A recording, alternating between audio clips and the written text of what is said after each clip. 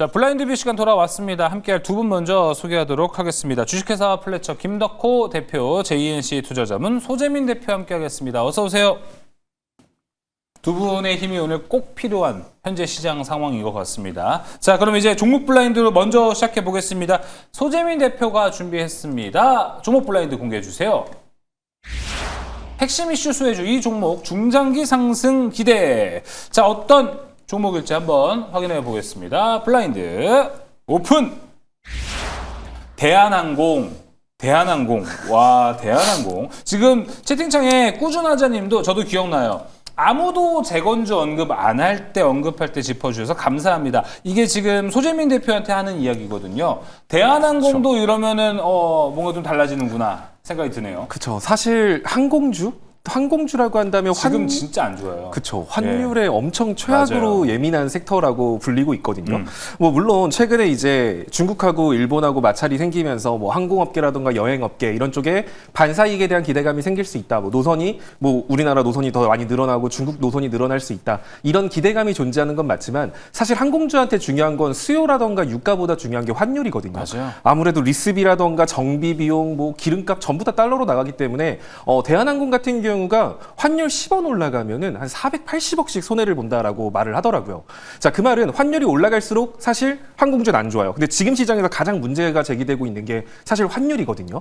자, 그래서 오늘 뭐 이제 뉴스 보신 분들도 아시겠지만 정부에서 국민연금을 좀 적극적으로 압박을 하면서 국민연금 너네들도 환율 좀 낮추는데 좀 동참을 해라. 그쵸, 이런 식으로 그쵸, 외국에 있는 뭐 투자하고 있는 걸 좀 빼서라도 환율을 좀 낮추자라는 움직임이 나오고 있는 만큼 그 시점이 1,480원 위로 올라가면 이제 그때부터 본격적으로 정부가 환율을 낮추기 위한 개입을 한다라고 볼 수 있거든요. 자, 그러면 사실 지금 시점에서 대한항공 주가나 이런 것들 보면은 많이 저평가되어 있어요. 반대로 말하면 환율이 10원씩 올라갈 때마다 400억씩 손실을 본다라는 말은 환율이 10원씩 낮아질 때마다는 이득이 될 수 있다라는 의미로도 받아들일 수 있는 만큼 시장 같은 경우가 필요한 건 지금 기대 심리거든요. 앞으로 더 나빠질 게 아니라 환율이 낮아지면 항공주는 좋아질 거야. 그런데 추가적으로 중국하고 일본의 갈등으로 수혜도 얻을 수 있어. 이런 식으로 기대 심리가 형성될 수 있기 때문에 게다가 연말 금리 인하 됐을 때 또 환율 인하의 또 가능성이 더 높아진다라는 점을 보면 대한항공 같은 경우도 현 시점부터는 가격적인 메리트가 충분히 있다라고 보고 있습니다. 현재 대한항공 같은 경우는 주봉 월봉상 지금 반등 포인트에 위치를 하고 있는 종목이고요. 항상 이 종목 같은 경우는 볼벤 하단선 부근까지 찍으면 반등이 나오는 모습을 보여줬거든요. 볼벤 하단선 크게 이탈하지 않고 반등을 보여줬었고 이번에도 볼벤 하단 라인 그 자리가 대략적으로 한 2만 원, 2만 500원 정도라고 보시면 될 것 같습니다. 그 정도까지 뭐 현가 대비 2만 원, 2만 500원까지 분할 매수한다라고 해도 마이너스 한 4%도 채 안 되거든요. 네. 이렇게 좀 아래로 2만 원 정도까지 분할 접근해 보시면 좋을 것 같고요. 여기서 기술적 반등만 나온다. 환율이 조금만 내려가는 움직임 나와도 아까 말한 것처럼 중국하고 일본의 마찰에 따른 반사이익 기대감까지 얹어지면서 좀 강한 기술적 반등 나올 수 있다라고 보고 있습니다. 단기적인 목표가는 23,000원 정도 보시면서 들어가시면 좋을 것 같고요. 손절가 같은 경우는 최근 저점이었던 19,500원 라인 이탈했을 때는 그때는 역시 환율 때문에 항공주 안 가겠구나. 기회비용 차원에서 다른 종목으로 접근하시면 될 것 같습니다. 그러니까 딱 정리를 해보면 지금 항공업황 좋아 해서 대한항공이 아니고 지금 달러로 인해서 엄청 업황도 안 좋고 주가도 안 좋지만 여기서 이제 만약에 국가적으로 좀 개입이 들어간다라고 하면 환율 방어가 되고 환율 방어가 됐을 때는 지금 보는 손해가 오히려 줄어든다. 라는 관점. 일단 단기적으로 목표가도 그래서 23,000원 정도로 보고 있는 것 같습니다. 대한항공 이야기 나눠봤고요. 김덕호 대표의 순서로 가보도록 하겠습니다. 블라인드 먼저 공개해 주세요. 단기 조정 마무리됐다. 이 종목 본격 상승 흐름 전망. 어떤 종목일지 지금 바로 공개해 보도록 하겠습니다. 블라인드 오픈. 세트랙 아이. 세트랙 아이도 한번 이야기 먼저 들어봐야 될 것 같습니다. 네, 일단 뭐 지금 방산주가 많이 빠지고 있죠. 사실 이제 우크라이나 러시아 전쟁이 지금 이제 종전 협상 가능성이 높다 그쵸. 이렇게 나오고 있는데 실질적으로 협상 가능성이 높다 이런 얘기가 언론에서 자주 나면요. 그로부터 1년 반 이상 시간이 실질적으로 협상까지는 기간이 오래 걸립니다. 그러면 결론적으로 지금 현재 시장에서 방산주가 좀 조정이 나올 때 세트라이 같은 경우에는 우리가 흔히 말하는 정찰 자산으로서 이제 군집 위상의 이슈를 좀 많이 받다 보니까 단기적으로 좀 조정 매물이 좀 나왔습니다. 차트 움직임은 사실 하나 시스템하고 굉장히 좀 비슷하게 나오고 있는데 하나 시스템 같은 경우에는 이제 우리가 기존에 활용하던 뭐 C4I 체계라든가 좀 잡고 있던 군 통신 체계를 좀 많이 잡고 있는 편이고요. 세트라이는 오히려 이제 위성 자체를 이제 지금 수출을 하는데 좀 적정이 되어 있습니다. 우리나라 이제 위성 기업 1호다 보니까 사실 이제 실질적으로 해외에서 매출을 만들고 있는 기업이라고 한다면은 요 세트라이가 좀 강점을 갖고 있습니다. 이번 3분기 매출액도 이제 15% 상승을 했는데 영업이익이 이제 2배 정도 상승을 했습니다. 근데 오히려 이제 영업이익은 이제 기저 효과로 좀 나타난 거기 때문에 크게 좀 기대를 하기보다는 오히려 이제 내년부터 좀 반영이 될 수 있는 그리고 4분기부터 실적 반영이 될 수 있는 유럽형 스페이스 IT 계약 수주가 좀 굉장히 관건입니다. 이 스페이스 IT 같은 경우에는 이제 우주에서 이제 사진을 촬영을 했을 때, 영상을 촬영했을 때 가로 세로 25cm 내에 있는 하나의 이제 화소를 이제 1픽셀로 잡아서 이제 영상을 제공할 수 있습니다. 지금 이제 러시아가 이제 종전 협상을 만약에 빨리 받아들인다, 실질적으로 종전이 빨리 진행된다 하더라도 오히려 역사적인 좀 반증을 봤을 때는 앞으로는 이제 이런 지정학 리스크가 더 커질 가능성이 굉장히 크다고 보여지고 있어요. 그래서 지금 현재 동부 유럽, 그러니까 이제 우리가 폴란드, 뭐 루마니아 그리고 여기 더불어 나가서는 뭐 우크라이나까지 좀 더 기대할 수 있는 부분의 매출은 많이 나오고 있다 볼 수 있을 것 같고요. 또 최근에 좀 이슈가 많죠. 남중국해, 뭐 대만과 또 기타 이제 동남아 국가들 간의 어떤 경계가 굉장히 많이 높아지고 있기 때문에 위성 수출도 이제 기대가 되겠습니다만은 위성 임대 그리고 여기에 따른 영상 분석 등을 우리가 좀 활용할 수 있다는 점에서 기대가 되고 있습니다. 목표 주가는 내년 상반기 기준 64,000원. 다만 이제 62,000원대 한 번 정도는 손바뀜이 일어나면서 좀 단기 매물이 나올 수 있기 때문에 이때 좀 좋아하시는 종목이 싸게 나왔다 하시면은 뭐 먼저 입절을 하시고 나오셔도 될 것 같고요. 손절가는 51,000원으로 타이트하게 제시드리겠습니다. 네, 세트랙 I까지도 함께 가격 전략 잘 참고해 보시면 좋을 것 같습니다.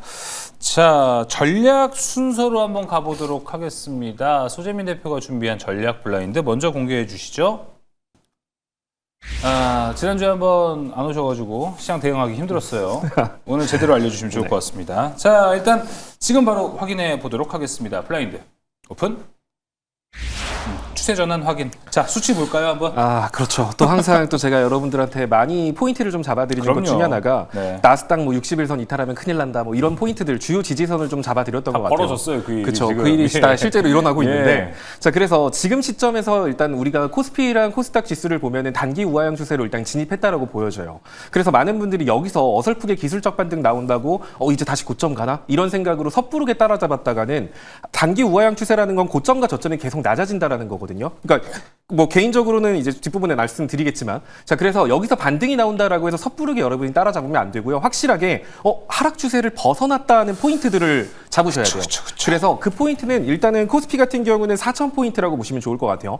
코스피가 4,000포인트 위에서 한 2거래일 정도를 버틴다라고 하면 이제 저점이 더 낮아지지는 않겠구나라고 판단할 수 있겠지만 뭐 3,970, 80 이런 데 왔다. 그렇다고 해서 여러분들이 다시 4,000 회복하고 더 좋아지겠지? 이런 생각으로 섣부르게 들어가면 안 된다는 거예요. 비싸게 사더라도 확실하게 추세를 바꾸는 라인은 코스피 4,000포인트 안착 여부거든요. 여기 2거래일 정도 확인하시면 좋을 것 같고요. 코스닥 같은 경우도 900포인트 정도를 회복을 해줘야 과거 우상향 추세로 다시 재진입하는 거거든요.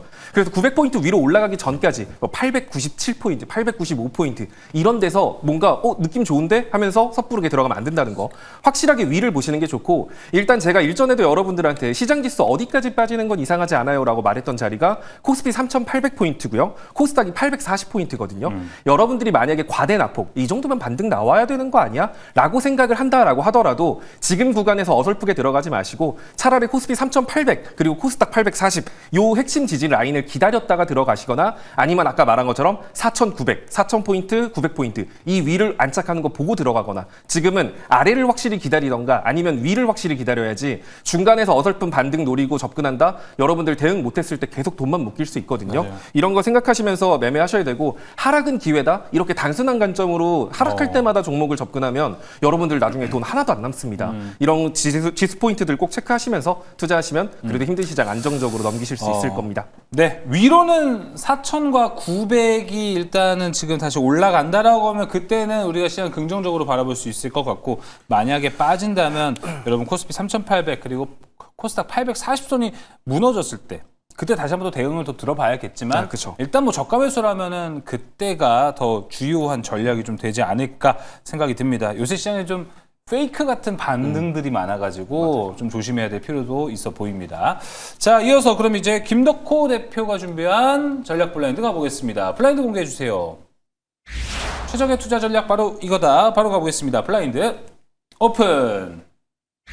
EJ 이건 알죠? 오랑캐는 오랑캐로 잡아야 되는데 뭘로 뭘 잡는 겁니까?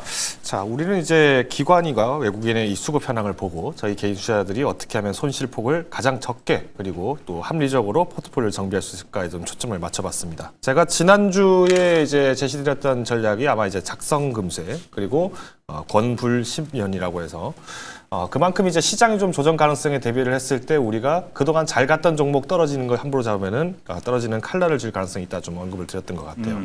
그러면 이제 지금 오늘 시장을 봤을 때 오늘 이제 외국인들이 좀 매도 물량들이 좀 일부 많이 나왔습니다. 뭐 규모가 그렇게 크지는 않은데 순매수 자체로만 봤을 때 순매도 현황을 봤을 때 오늘 기관이 굉장히 좀 수상하게 코스피 시장에서 좀 적극적으로 매수를 하고 있는 모양이죠. 이거는 이제 포트폴리오 정비 과정에서 이제 그동안 좀 공격적으로 이제 주가가 올라갔던 종목에 대해서는 외국인들은 차익 실현을 좀 적극적으로 하고 있습니다. 다만 기관 같은 경우에는 이제 환율 이슈가 나오다 보니까 이제 외국인들이 좀 현금화를 하는 과정에서 여기에 이제 적극적으로 좀 개입을 하고 있는데 이 패닉셀이 나왔던 종목들에 대해서 비중을 조금 높이지 않았나라고 판단하고 있습니다. 결론적으로 올해 말까지는 이제 지수가 이제 4,000포인트를 정말 단기간에 회복한다면은 그 위에 다시 과거의 영광처럼 4,200을 빨리 갈 것이냐 그렇지는 않을 거라고 봐요. 오히려 4,000포인트에서 이제 플러스 마이너스 50% 내외로 이제 좀 횡보를 할 가능성이 높은데 이때는 우리가 이제 테마 순환매를 활용해서 단기 상승 매매를 빨리 좀 진행을 하셔야 된다라고 말씀드리고 싶고요. 특히나 이제 수급 동향 추적하시면서 이제 가장 유의하셔야 될 거는 지금 수급이 이제 조금씩 빠지고 있습니다. 근데 우리가 연초 대비해서의 순매수 현황과 지금 21권 내에서의 순매수 동향을 비교를 다시 한번 해보시면은 격차가 꽤나 많이 벌어진 종목들이 있어요. 이런 종목들은 이제 비중을 조금씩 좁혀 나가면서 내년에 다시 한번 재매수할 수 있는 기회가 있기 때문에 재매수 시점을 판단하시는 것을 권고를 드리겠습니다. 네, 알겠습니다. EEJ까지 함께 이야기 나눠보면서 블라인드 뷰도 여기서 마무리해 보도록 하겠습니다.